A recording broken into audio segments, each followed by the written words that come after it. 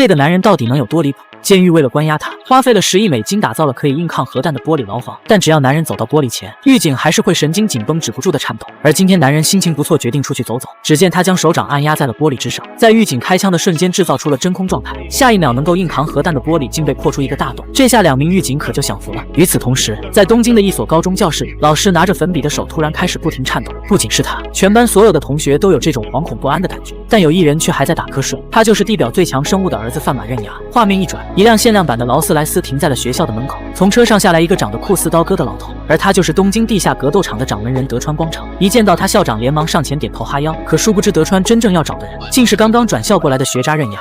チャンピオンじゃねえだろ。どういうつもりだよ、じじい。怒るなって。刃牙可懒得听他废话，见此德川微微一笑，随后掏出了一块足以将学校炸平的 TNT 炸药，而里面最主要的成分就是硝化甘油。在19世纪初，硝化甘油还是无法固化的液体，可直到有一天，全世界的硝化甘油全都突然结晶成了固体，人们将这种现象称之为共识性。刃牙听得一脸懵逼，然而德川接下来的话却令刃牙大为震惊，因为前几天这种共识性现象再次出现，在美国的一所海上监狱内，一个身高2米半的男人正被五花大绑的押往刑场。在行刑前，神父问他还有什么遗言，却没想到多利安只是微微一笑。敗北を知りたい。听此，神父被吓尿了，连忙吩咐狱警开始行刑。随着机关被拉动，多利安很快就被吊在了半空，挣扎了几下便彻底没了动静。狱警见状，连忙叫来了法医。然而就在法医对其进行检查时，异变突生，本应死去的多利安竟突然睁大了眼睛。下一秒，多利安猛地抱起一脚就将2名狱警解决。见此一幕，在场的众人被当场吓尿。随后，多利安猛地用力将身上的枷锁撑破，露出了他那一身令人胆寒的肌肉经纶。当狱警再次打开牢门时，眼前的一幕直接把他当场吓尿。只见所有的狱警和法医都被串成了羊肉串，而多利安早已消失不见。监狱的警报瞬间响起，此时的多利安已经在游往东京的路上。与此同时，在英国的卡奇欧监狱内，死刑犯朵尔也即将被处以电刑。随着典狱长的一声令下，助手按下了开关，强大的电流瞬间就贯穿了朵尔的身体，他全身抽搐，口吐白沫，头顶也散发出阵阵白烟。短短2秒半的功夫，朵尔就彻底失去了生机。然而就在典狱长信心满满上前查看朵尔的情况时，令人震惊的一幕发生了，朵尔不但没有被电死，反而挣脱了束缚，瞬间来到了2名狱警的身后。还未等2名狱警反应过来，就领了盒饭。眼看情况不对，典狱长连忙拔枪对准了朵尔。然而就在他扣下扳机的瞬间，朵尔一记飞拳直接击中了典狱长的面眉。事实证明，气步之内还是拳快。在轻松解决掉了狱警之后，朵尔也劫持了一架飞机前往东京。同一时间，在俄罗斯的导弹发射井内，死囚希科尔也徒手从中爬出。成功登陆的他只裹着一层棉被，便向着东京进发。听到这里，刃牙已经感觉到大事不妙，但除了前面3个，还有2名死囚也开始了行动。怪人斯派克偷偷地爬进管道，将前来看望他的律师残忍杀害，随后更是掰下了律师的大金牙。利用这颗金牙，斯派克也从水深250米的潜艇监狱内成功越狱。上岸后的他仅用2分半钟便将所有海岸警卫全部解决。而最后一个男人和之前的死囚完全不同，他的身材矮小，但却是5人里最危险的一个。而柳龙光则被关押在能够抵挡核弹的玻璃牢房里，但这对于柳龙光来说和普通玻璃没有任何区别，因为他的手掌可以制造出真空。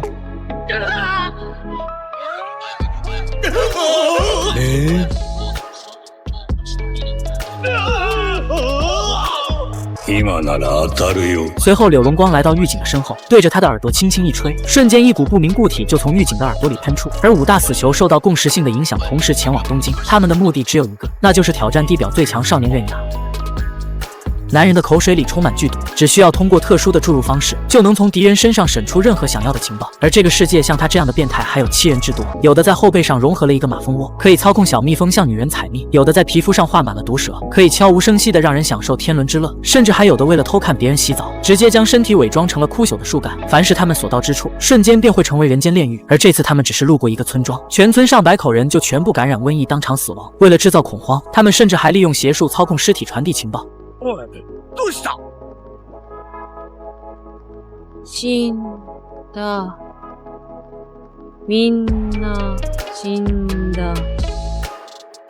得知村庄出现如此怪异之事，官府第一时间下令封锁了整个村子，并且还派出了大量身怀绝技的忍者前去调查。可他们不知道的是，这竟是对方想要将其一网打尽设下的陷阱。等他们反应过来，可以为时已晚。仅是眨眼的瞬间，巨斧就如同砍瓜切菜般将众人全部斩首，而剩下的几人就如同惊弓之鸟，对着敌人的身影就发起猛烈的进攻。飞镖如同雨点般定在树上，终于在一顿狂轰乱炸之下看清了敌人的样貌。可对方身体如同岩石般坚硬，即便是锋利的飞刀也不能伤其分毫。就在这时，一个美女从天而降，猛地一刀砍向了石头怪人，可结果并没有什么卵用。下一秒，一把巨刃插在了女人的腿间，她想逃跑，可以为时已晚。看着心爱的女人人即将惨遭毒手，男人立刻拔刀向着怪人冲去，可结果却被对方一把抓住，当场撕成了皮肤碎片。女人见状吓得拔腿就跑，眼看到嘴的鸭子即将飞走，怪人直接朝着女人逃跑的方向扔出飞刀，瞬间就将女人从树上打落，径直的掉入他的手中。接着怪人将女人带到了一个破烂的小屋里，可就在他准备热身运动时，抬头却发现屋子上方还有个陌生的男人。怪人让男人立马滚蛋，否则就让他碎尸万段。可男人非但没有被他吓走，反而直接近距离的来到他的面前，但这也让怪人变得更加愤怒了。他的皮肤逐渐开始变得像岩石一样坚硬，可面对这种恐怖的怪物，剑客却没有丝毫的害怕。下一秒，他扔出一发手里剑，刺中怪人的眼睛，而女人也趁机跟着剑客一起逃走了。怪人气得扔出手里的巨剑，可两人已经逃远。在确保了已经安全后，两人也互相交换了身份。男人名叫寿兵卫，是一个行走在江湖的流浪武士，拿人钱财替人消灾，谁给他钱他就为谁办事。在向寿兵卫道谢后，女忍者第一时间赶回了总部汇报情况。他希望上级能够派兵去围剿敌人，可结果却被告知情报不准，并要求女人独自一人去调查清楚。也不知道女忍者得罪了谁，这不让他明摆着去送死吗？而另一边的寿兵卫还在寻找客栈的路上，却殊不知危险已经来临。下一秒，一只巨手破墙而出，将他抓住，接着一记重拳袭来，来人正是刚刚被寿兵卫刺瞎眼睛的石头怪人。只见怪人一把抓住寿兵卫，将他拎了起来。接下来他要好好折磨一下这个不知死活的臭小子。接连的重击打得寿兵卫吐出一口老血，但好在他利用丝线将掉落的武士刀拉回了手里。而接下来就该轮到寿兵卫反击了。只见怪人再次挥起巨剑向他攻去，却被寿兵卫一个闪身轻松躲过，顺势拔出一道剑气砍向石头怪人。然而对方的皮肤坚硬无比，这点攻击根本就造成不了任何伤害。可就在石头怪人得意之时，下一秒他却瞪大了眼睛，因为覆盖他身体的岩石正在一点点的脱落。看着寿兵卫那张帅脸，怪人变得更加愤怒了。只见他挥起手中的巨剑再次攻去，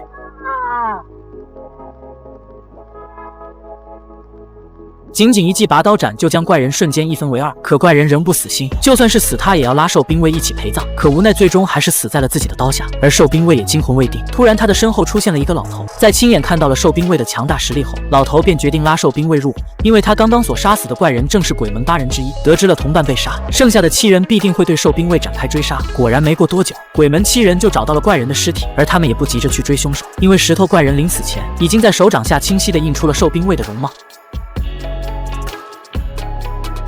男人的手心里面长了个800岁的小老头，只要将他的脸贴在地上，立刻就能辨别出轮胎印是什么时候留下来的。可突然老头露出满脸的惊恐，下一秒一群巨型魔鬼鱼从沙漠中游了出来，他们身躯庞大且数量众多。老头深知他们的可怕，便提醒宿主避其锋芒绕道而行。可男人却丝毫不惧，直接骑着马一跃而上，踏着魔鬼鱼的脊背一路穿行，一番灵活的走位过后，竟然轻松躲过了鱼口的攻击。而男人名叫地，他是人类和吸血鬼所生的混血儿，不仅能像人类一样在阳光下行走，而且还同时拥有吸血鬼家族不老的身躯。可就是这半人半鬼的身份，人类和吸血鬼都不愿接受他的存在，无法融入生活的他迫不得已当起了赏金猎人。而这天他接到了一个棘手的任务，一个富豪的女儿深夜被吸血鬼的贵族抓走了，富豪开出了2000万的报酬，要求地把自己的女儿救出来。如果他已经被吸血鬼同化，那就直接杀掉，让他死得没那么痛苦。为了保险起见，除了委托地以外，富豪还雇佣了另一支猎杀小队。虽然这个小队的水平不如地，但也绝对是令吸血鬼闻风丧胆的存在。可吸血鬼贵族为了躲避猎人的追杀，一夜之间竟将小镇上的居民都变成了吸血鬼。他们把赏金猎人的战车团团围住，可猎人们早有准备，强烈的灯光照的吸血鬼们纷纷后退，而战车也趁机加大马力，直接冲了出去。眼看小队即将冲出重围，突然前方的十字架倒下，挡住了众人的去路。而此时身后的吸血鬼也追了上来，无奈之下，小队只好先解决眼前这群杂鱼，飞刀如同砍瓜切菜般将吸血鬼的头颅斩首。就连金发美女也是淡定的将吸血鬼一枪爆头，不出2分半钟的功夫，包围小队的吸血鬼就被砍杀殆尽。可突然远处传来了一阵马蹄声，队长警惕的拉弓朝着声音的方向瞄准，下一秒利剑犹如闪电般划破夜空，朝着目标飞去。可结果却被对方单手接住。只见月光下，一只长着翅膀的黑马腾空而立。见此一幕，众人全都瞪大了眼睛。モルゴフ・マーカス、あんたの名を聞かせてくれ。没有过多废话，猎人地先行去追赶吸血鬼的马车。狡猾的队长决定让地去打头阵，最后自己再来个螳螂捕蝉，黄雀在后。可话音未落，金发妹就按耐不住，直接骑着机车追了上去。而另一边的地根据手上老头的指引，穿过魔鬼鱼生存的沙漠，很快就来到了吸血鬼老大的藏身之处。整个避难所的墙面都被镜子遮住，显得异常诡异。为了保险起见，地抓起一把石子抛向空中试探。果不其然，墙壁上出现数颗巨大的防御眼，发射出的激光瞬间将石子打成了粉末，并且随着距离的靠近，发射的激光也变得越来越密集。可地却丝毫不慌，径直的来到墙壁的面前，接着他伸出手掌放在镜面上，让老头去寻找进入内部的入口。可就在这时，金发妹也追了上来，她可没有耐心去找入口，于是直接扛起火箭弹就准备破门而入。此时太阳已经彻底落山，沉睡的吸血鬼贵族也苏醒了过来，镜面突然打开，吸血鬼驾驶着马车从里面冲了出来。见此，金发妹果断一发火箭弹射出，却没想到被吸血鬼的翅膀直接弹飞，自己反而还被弹飞的碎片击中了手臂。而吸血鬼则是趁机逃离了此处。可就在他以为已经安全的时候，回头却发现地竟然不知何时出现在马车上。看来一场大战在所难免。地率先拔刀向着贵族砍去，可夜里的菲尔实力爆棚，无论地如何进攻都不能伤其分毫。就在两人打得难解难分的时候，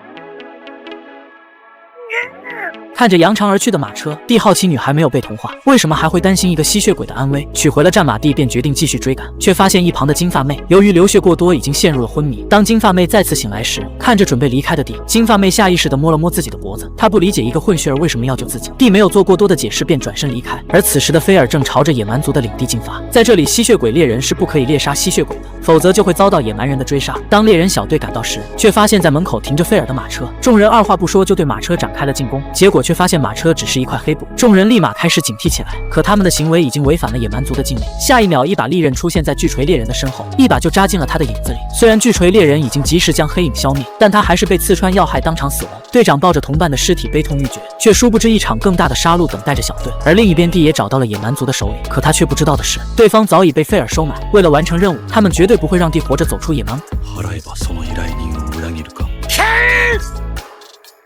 就是因为这一拳让我追了整部番。男人原本掌握着一支足以毁灭世界的队伍，在南北世纪大战中，只因他的拟神兵部队加入战场，就让濒临战败的北方军瞬间将局势逆转，以无人能挡之势反败为胜。而这支部队也成了人们心中的英雄，并被冠以神之部队的称号。可当战争结束后，这群神却沦落为国家的弃子。长官下令要将拟神兵们全部秘密处死，不料去执行任务的艾琳却被一枪反杀，而拟神兵们也彻底的暴走失控。醒来的队长汉克从大白的口中得知这一消息后，顿时怒火中烧。为了守护部队最后的尊严，也为了保护民众的安全，汉克毅然决然地踏上了手刃队友的道路。第一个遭殃的就是变色龙艾迪。被队长逮到时，他手中还拎着一大袋抢来的金银珠宝。面对这个不请自来的队长，艾迪不敢有丝毫的轻敌，立刻拟神化变成了兽人形态，想要利用隐身能力向汉克发起偷袭。但身为队长的汉克早就对他的能力了如指掌，在轻松躲过了变色龙的攻击后，汉克猛地跃至空中，将手中的长矛掷出，狠狠地扎进变色龙的手臂。随着引线被拉动，剧烈的爆炸瞬间就将艾迪吞噬，而他也不幸成为了第一个被处决的对象。在解决完了艾迪之后，汉克的下一个目标便是火龙威尔。战场上的他化身百米巨龙，一口龙息弹便可瞬间摧毁敌人的防御工事，是名副其实的攻城先锋。然而当威尔回到故乡时，却再也无法变回人类。可他依旧保留着善良的人性，甚至体型变大了以后，就连耕田也是事半功倍。就这样，一家人还是像往常一样其乐融融，一起过着幸福的生活。可好景不长，随着时间的推移，火龙开始逐渐失控，总是在半夜发出可怕的吼叫，并且村民开始陆续出现丢失家畜的情况。虽然村民们都不愿相信是威尔干的，但还是希望能将他控制起来。为了安全起见，夏尔只好忍痛送弟弟妹妹离开村子，然后来到父亲的身旁陪伴着他。尚存一丝人性的威尔不想连累女儿，最终选择独自一人向深山走去。可这天傍晚，意外发生了，森林里不断传出剧烈的爆炸声。夏尔顿感不妙，连忙跑过去查看。只见在森林的最深处，一个男人正拿着手枪对准自己的父亲。夏尔拼了命的想要上前阻止，可他终究还是来晚了一步。伴随着一声刺耳的枪声在森林中回响，火龙也彻底失去了生命。夏尔颤颤巍巍地走向火龙的躯体，他抱着父亲放声大哭，回想起和父亲在一起的点点滴滴，夏尔彻底愤怒了。他发誓一定要亲手替父亲报仇。第二天，夏尔背上猎枪踏上了复仇之路。终于经过一番努力寻找过后，夏尔在酒馆里找到了汉克。被仇恨充满双眼的他，当即举起猎枪，毫不犹豫地扣动了扳机。巨大的后坐力将夏尔震飞，可被子弹击中的汉克却像个没事人一样。接着在众人震惊的目光中，汉克一把将夏尔抱起，随后把他带到了一个没有人的小巷里。还未等汉克来得及解释，他就感受到了战友的气息，正是你神兵小队中的达尼。就在刚刚，他袭击了商人的马车，并夺取了他们的金银财宝。为了不违背当初立下的誓言，失去内心的人要以同伴之手葬送曾经一起并肩作战的战友，如今却已兵刃相见。可就在汉克准备动手时，夏尔突然挡在了达尼的面前，质问汉克凭什么没有证据就要怀疑他。然而下一秒就被啪啪打脸。お金や宝石があれば町のみんなが喜ぶからって。でもくれなかった。だから殺したんだ。下がって。失去理智的达尼疯狂发泄心中的怒火，他只是想让母亲好过一点，并不认为自己有错。可下一秒，汉克就出现在他的肩膀之上。达尼本想向汉克发起攻击，结果最终和变色龙一样，都死在了汉克的长枪下。剧烈的爆炸过后，达尼的身体被炸出个大洞。看着昔日的战友，汉克眼里满是不舍。他想起了那个曾经老实本分的达尼，参军只是为了让小镇上的家人们过得更好，而现在的他已经丧失了人性。临死前，达尼问了汉克一个问题：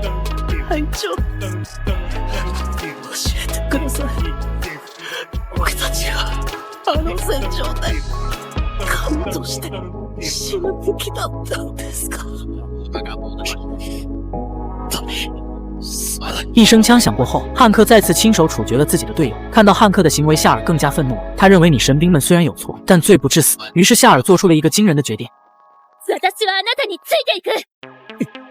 初次见到秦始皇穿着女性的旗袍，大家只会觉得搞笑，但其实嬴政的内心无比的难过，总是不经意间想起幼年时的那段回忆。7岁时的嬴政都无法睁开双眼，直到某一次在遭到士兵的惊吓后，眼睛伴随着刺痛才缓缓睁开。但这也让他开启了炼狱般的人生。身为滞留在赵国的秦国王嗣，每一个赵民都对他憎恶唾弃。然而命运的齿轮却在这天发生了改变。嬴政的住宅换了一位新的护卫，女人名叫春燕。她一眼就看出了嬴政假笑下的委屈，明明是本该肆意哭闹的年纪，却总是呈现出一种迎合世俗的模样。看到春燕生气，嬴政习惯性的模仿出小丑哭闹般的模样道歉，反倒惹得春燕心疼无奈。也就是从这天起，两人相伴一起打扫新居。幼小的嬴政第一次感受到了家的温馨。第二天，两人一同上街时，身后的小嬴政嘴角早已被包子馋得口水直流。春燕见状，立马准备给他买些解馋，可店主在看到嬴政后，瞬间褪去了之前的温和模样，满是憎恨的将包子如喂野狗一般的砸向嬴政。春燕看到后上前，刚准备和店主理论，然而脚下的嬴政却已跪在了地上，随后捡起包子拍了拍灰尘，在春燕震惊的眼光中，如丧家之犬一般的囫囵吞下。这狼狈的一幕吸引来了更多的赵国子民前来围观，他们都知道这是秦国王族当初留下的孽种。无尽的谩骂声从嬴政的身后席卷而来，而嬴政只是将最后一口包子入肚后，再一次露出道歉般的笑容。这一幕深深刺痛了春燕。回到住处，春燕由于愤怒，从而不小心扯下了嬴政身上的衣服，这才发现嬴政的身上布满了诅咒一般的图案。心疼的春燕急忙询问嬴政这是怎么回事，追问下才得知，嬴政自幼就拥有这种被诅咒的体质，看到别人的手臂被刀划伤后，自己的手臂也会同样的出现伤痕。当他的双眼看到受伤，便会转化为自身的痛楚出现在身上。从出生那一刻起，嬴政便一直沐浴在憎恨之中长大。为了尽可能减少席卷全身的痛苦，年仅7岁的孩童本能的学会了假笑。他觉得或许总有一天会被赵民原谅。听到这番话，春燕的嘴唇都已经咬破，开始滴血。他对着嬴政大声吼道：どうして怒らない？どうしてあいつらを憎まないんだよ！その子供に罪なんてあるもんか？あんたは悪くない。何も悪くない。エース、あんたは生きたいように生きていいんだよ。此刻春燕早已抱着嬴政泪流满面，她告诉嬴政只需遵从内心而活。也就是在这一刻，嬴政再也控制不住自己的情绪，心中积压多年的委屈随着他的眼泪夺眶而出。这是他此生第一次敢于袒露心声。第二天，嬴政醒来，春燕递给了他一副眼罩，告诉他只要看不见就不会痛苦了。嬴政接过眼罩戴上，而这一戴就是20多年。对于嬴政而言，春燕早已是母亲一般的存在。两人相伴的时光是嬴政黑暗人生中唯一的光。在春燕的陪伴下，嬴政也渐渐卸下了伪装，他变得开朗乐观。可美好的日子总是短暂的。嬴政的生父子楚归国继位为秦王，而作为太子的嬴政自然也要回到秦国。在临行前，嬴政恳求春燕和自己一同前往秦国，可春燕身为赵人难舍故土，最终还是婉拒了嬴政的请求。话音刚落，意外发生了。在归国的途中，赵国士兵杀意汹汹袭来，势必要将嬴政斩杀于赵国境内。嬴政的护卫拼死抵抗，但寡不敌众，最后全都惨死。嬴政见状，撕开眼罩准备殊死一战，但却被春燕一脚踢开。随后春燕挡在了嬴政的身前，作为贴身侍卫保护嬴政本就是他的职责。春燕的身手凌厉，片刻就将冲上来的士兵击杀，可终究双拳难敌4手，遭到背后偷袭，被大刀捅穿了腹部。可即便身受重伤，他仍强忍着剧痛斩杀了敌人，可胸口又被一刀劈中，轰然倒地。就在赵国士兵准备将嬴政斩杀时，濒死的春燕拼尽最后力气将敌人斩杀，用生命为嬴政扫除了所有障碍。嬴政抱起奄奄一息的春燕，而这时春燕也说出了一直隐藏在心底里的秘密。他曾有个和嬴政年龄相仿的孩子，却在长平之战中不幸随赵兵一同被秦国活埋。在得知了嬴政是秦国的王嗣，他本想着狠狠地教训嬴政复仇，可经过相处，他看到了嬴政那颗善良的内心，便期许这个孩子将来若能为王，或许能改写乱世。临死前，春燕嘱托嬴政要成为真正的王。此时的嬴政早已泪流满面，他脱口而出叫了春燕一声妈妈，可终究没能留住这个最爱他的女人。ママに顔をよく見せて。ママ。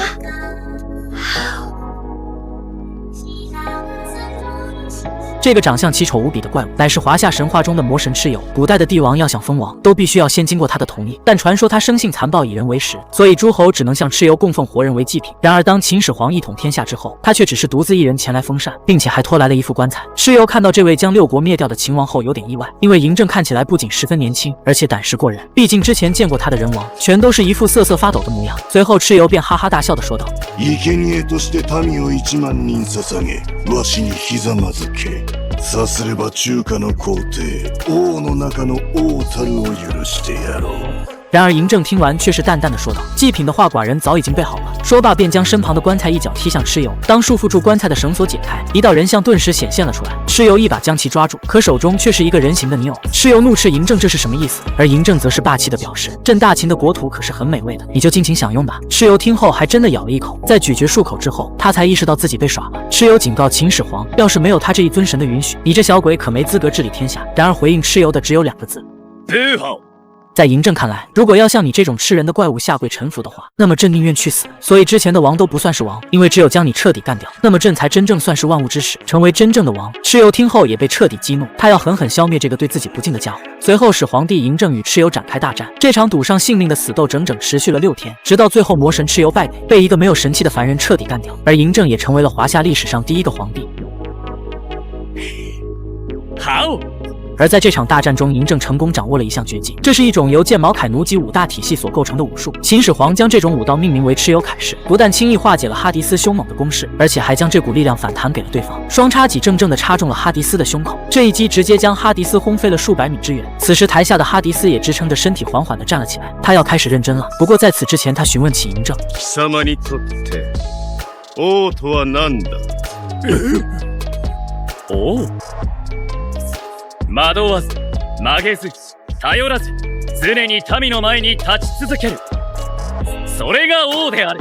哈迪斯听后先是一惊，随后却开始哈哈大笑起来，刺耳的笑声响遍了全场。见此一幕，秦始皇也跟着笑了起来，两人的笑让周围的观众们有些摸不着头脑。随后嬴政开口询问究竟是哪里好笑，而哈迪斯则是淡定地表示，秦始皇和自己死去的弟弟波塞冬十分相似，他比任何神都要适合王这个称号，但是最值得称王的他却死在了人类的手里，而身为波塞冬的哥哥，他势必要为自己的弟弟报仇。面对哈迪斯准备发起的新一轮进攻，嬴政再度摆好战斗姿态。下一刻，哈迪斯手握3叉戟，迅猛地朝着嬴政冲来。只见他将所有的力量都汇聚到右臂之上，这一击并非突刺，而是枪原本的用法。随着哈迪斯的手快速的下滑，最终他握住3叉戟的末端，狠狠地向着始皇帝嬴政劈去。嬴政见状，也立马使用蚩尤铠甲进行防御，巨大的冲击直接打在了透明的防护盾牌之上。但这一次，哈迪斯却没有被弹飞出去，反而双手握紧的力道变得越来越强，恐怖的力量直接让嬴政脚下的地面瞬间崩裂。可嬴政还是硬生生地挡下了这一击。然而就在所有人都以为哈迪斯的攻击结束时，哈迪斯却是再次抓紧长矛猛地回拉。嬴政此刻仿佛被这股强大的力量压得动弹不得，